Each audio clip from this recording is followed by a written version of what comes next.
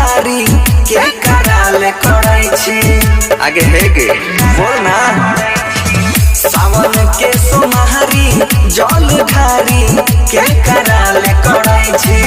रही के उपहास आस भोला बाबा पधरै छी। की बात छे गे।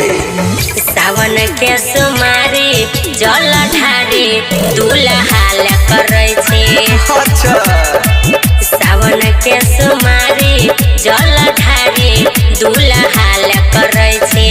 रही के उपास आस भोला बाबा पधरै छी।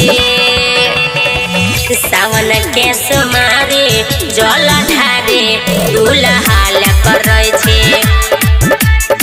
सावन के सोमहारी जल ढारी दुल्हाल करै छी। अच्छा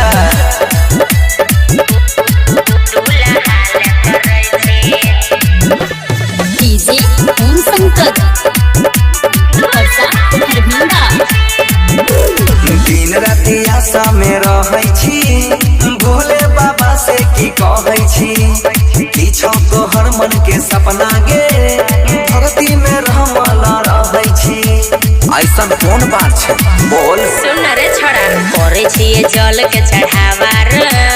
खुश होतै हमारा बाबा रे। अच्छा देखै रही सपना जे कर लिख देतै हमारा माथावा रे।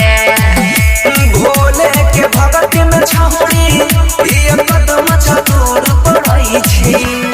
की गे सावन के सोमहारी जल ढारी दुल्हाल करै छी।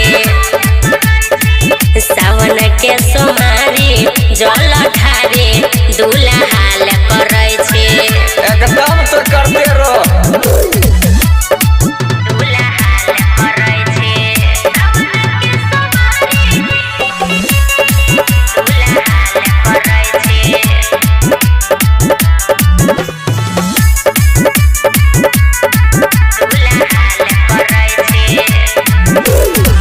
किला के छौड़ी जइभी गे बाबा के कैसे मनई गे। चलवा कहाँ तू चढ़ई गे फलवा कैसन छौड़ी पैभी गे। तनी हमरो बताई दे। बांध लेबै मथावा में जुरा रे।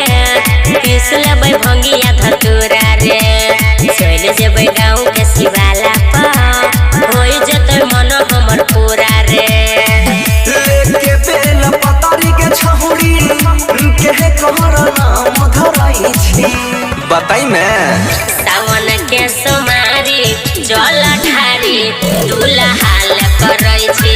अच्छा सावन के सोमहारी जल ढारी दुल्हाल करै छी। अब समझ में अइलौ।